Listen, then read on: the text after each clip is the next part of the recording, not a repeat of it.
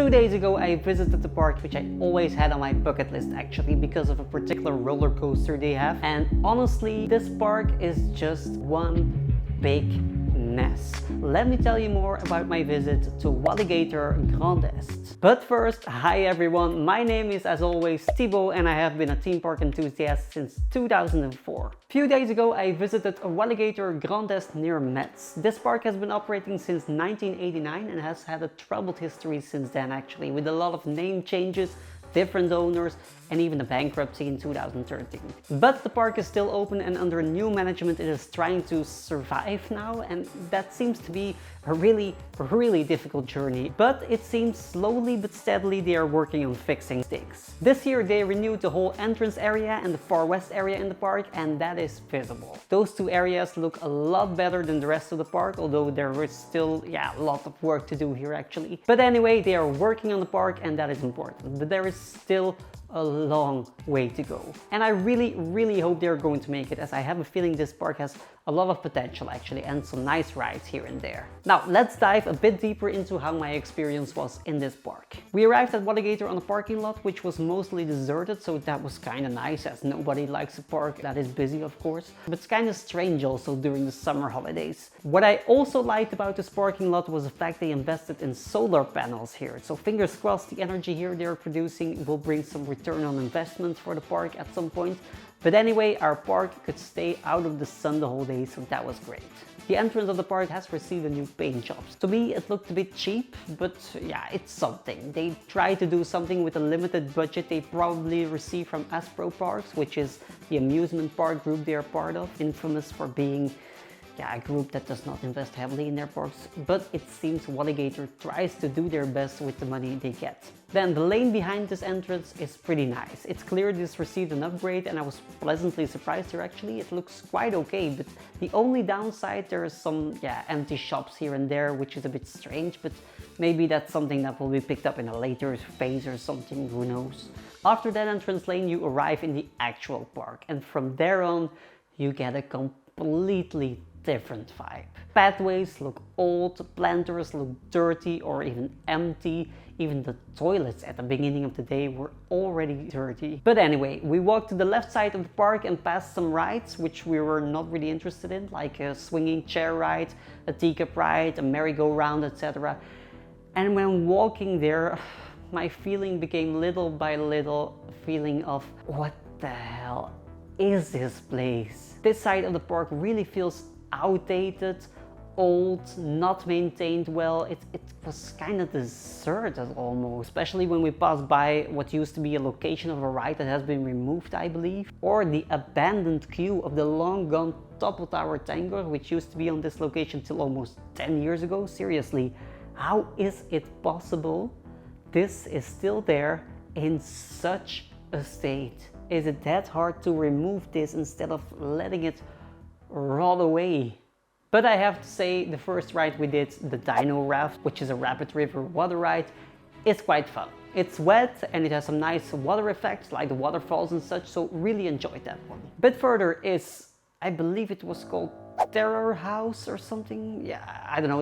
It was kind of a walk through a haunted house with some scare moments and a few actors walking around, but that was a bit, Actually, I didn't want to go on this ride, to be honest, as I really hate haunted houses with scare actors and such, but I was kind of forced by my partner. But in the end I expected it to be scarier actually, so kind of disappointing. And the theming looked pretty cheap also, could easily fit on a fairground or something. It was, no. The next rides were a lot of fun though. G-Log is a really fun Zamperla ride from 2014. I already knew what to expect as I did the same ride in Tivoli in Copenhagen and knew from my experience that this ride is incredibly fun. And I was again not disappointed here. This is just such a fun and cool type of ride, and in my opinion much more parks should invest in these really fun rides. I was really glad to be able to ride this one again, so thank you Walygator, really enjoyed that one. The shot and drop tower they have here is also a pretty nice one actually, with some airtime at the top and going down again. It's much better than the one in Pike Warner in Madrid, which had a pretty tame drop. But still, the one in Bakken near Copenhagen stays on top as my favorite shot and drop tower so far from SNS. That one is a lot smaller, but the airtime is just way more intense on that one. But I enjoyed this one in Walygator too. In the same space-themed area, we can also find Comet, which is an old Vekoma looping coaster from the same year as Goederix in Park Asterix, but this one is a lot smoother actually as the one near Paris. It has only 3 inversions compared to Goederix and is less bigger, but I enjoyed this one a lot more actually. But still, that ride feels old and isn't, really a big thrill anymore compared to more modern looping coasters. It's fun, but same as 90% of the park here, maintenance is extremely necessary here. This coaster looks like it needed a new paint job 10 years ago already. The track looks really dirty, the supports look awful with the paint slowly coming off, and even on the trains the new paint is coming off, and you can clearly see the old red color visible at some places. It's just a bit embarrassing, to be honest. How is it possible that just a simple paint job is that difficult here? And it's so hard to say as the park has so much potential here, but it feels like they just gave up years ago and now they're just trying to survive with the budget they receive. Everything that costs money and doesn't lead to any revenue seems to be put on hold and not looked at anymore at all. People are paying quite some money here to be entertained, and all they can see now is a park that gives them like a really cheap product that is not getting any love from the management as well. It's like telling your customers, hey, we know this park is awful, but we don't give a shit about it anymore actually, to be honest. But anyway, thanks for spending your money and we don't even care if you will come back or not. Really, it's such a shame. But let's go back to where we were. After Comet, we walked on right into the renewed Far West area. I don't know how it looked like before the refurb, but it looked a bit mediocre. It's not the most immersive Western themed area, but it's not bad either actually. I'm of course not expecting this park to have a frontier land as in Disneyland, but it didn't look like it was as nice as other Far West areas I have seen in many other smaller parks before. Especially for a refurb, it could be a bit more actually. But again, there is potential and the things they did are nice, but given the budget they probably couldn't do a lot more actually. Which again is such a shame. And by the way, that monorail that is running over this area, I was genuinely wondering here, given the state of the rest of the park, is this safe?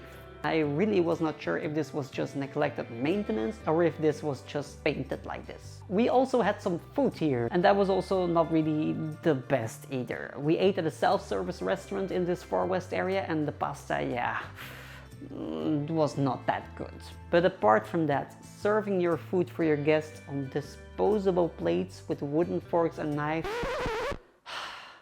I'm sorry, this felt like some kind of kid's birthday party or something, I don't know. How is this possible? This felt so amazingly cheap. You are spending more than 10 euros per person on a lunch, and Walygator doesn't even make the effort to hire an employee to clean some plates? That is, I don't even have words for this. But let's move on to the next area of the park as we are slowly approaching the biggest ride in this park. But first we pass by some other, cheap looking rides and even a family coaster, which is, just a fairground ride, nothing spectacular and nothing that fits this area of the park. But at this point I actually don't even know in what kind of themed area we were walking in. German fairground or something, given the random German architecture a bit further. I really don't know. But anyway, at the end of the park here is the best ride of the park, and that is not a joke. Monster is a B&M suspended coaster like Black Mamba in Phantasialand or Osiris in Park Asterix or Shadows of Arkham in Park Warner, and it is clear that this ride is from a manufacturer that is delivering quality actually. It's not the best suspended coaster I did, but overall it's a really smooth one and it has a fun and especially long layout. The only thing that bothered me again here was the maintenance. There's no rust on the track here, but it clearly has not received any cleaning or any paint job or anything in a very long time. And that station, what even is this? There is not even a roof. But as said, great ride, and I gladly went for a re-ride later that day. The next coaster in the park was a bit different. Anaconda, a wooden coaster which is even more boring than Coaster Express in Park Warner. It's just a really boring out and back layout, and the trains barely make it over the hills. It's also pretty shaky, but that's not very uncommon for wooden coasters, so kinda okay with that. But it just, yeah, didn't do much for me. I'm a much bigger fan of modern wooden coasters like Troy or Wodan, for example, with a lot of speeds, twists, turns, sudden drops, etc. I mean, these kinds of out and back layouts like Anaconda, yeah, it was probably something many years ago, but nowadays they just feel kind of boring in my opinion. Up next was La Rivière Sauvage, the log flume of the park. Station, again, it's a recurring theme here. It needs a desperate overhaul. And the water on the ride needed some cleaning as well, as it smelled pretty dirty. The ride itself also, yeah, not much to talk about actually. It's just one drop and that is basically it. I mean, yeah. And at this point we are almost arrived back at the entrance of the park, but not without passing by some more cheap-ass fairground rides and a pirate ship ride, which, yeah, looked like it was just dropped here without considering any theming or embedding into the surroundings. Concrete or asphalt or whatever. The ride, some fences, there we go. We have a theme park. I felt like I was walking into a real-life version of how I created my first parks in Roller Coaster Tycoon, to be honest. But yeah, after walking in that area, we already arrived back at the entrance area where our strange day in this park started. And I was surprised how fast we actually were here again. It's not really a big park, but having seen the whole park by now, I could only think about one thing. Is anyone taking care of any maintenance here? Everywhere you look, it just feels embarrassing. And that is such a shame, as on some spots here and there, yeah, it looks nice and they try to make the best out of it with some nice plants and such, but the amount of dirty spots in this park, the amount of closed shops or food and drink locations, it's painful to see actually. And I know I shouldn't have to say that, but if nothing is changing here fast, and I'm afraid this park will just die a slow, silent death at some point. Customers aren't coming back after such an experience, and this will not end well if Walygator or Aspro Parks doesn't step up their game and invest heavily in this park. This park needs money. Not yesterday, not tomorrow, but today, now, aujourd'hui. Okay, I need to calm down. I cannot change anything from behind the camera. I can only tell you my opinion, so let's score this park. Rides, 3 out of 5. It has some fun rides like G-Log, Space Shoot, Dino Raft, but my absolute favorite here was by far Monster, which is a really cool suspended coaster. Service, sorry Walygator, I really don't like doing this, but I have to give this park a 2 out of 5. It is by far the most neglected park I ever visited. It was not clean at all. The staff was okay, which is why I give them still 1 point. Capacity on the ride was also okay for the amount of visitors there was, so another point for that. But if the park would receive more visitors, they would be in trouble. Some rides just had, yeah, 1 train, so there is no room for extra capacity actually. Not at all. But the rest, just not worth any points at all. Food and drinks, a 2 out of 5. Not much choices, lots of restaurants were also closed, and the food itself was not that great. And please get rid of those disposable plates. It feels too cheap, really.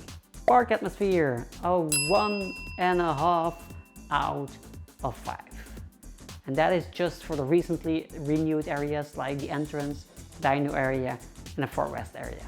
The rest of the park, it's just embarrassing. It's outdated, it's not maintained at all, it's dirty, it's just not an environment that encourages anyone to come back.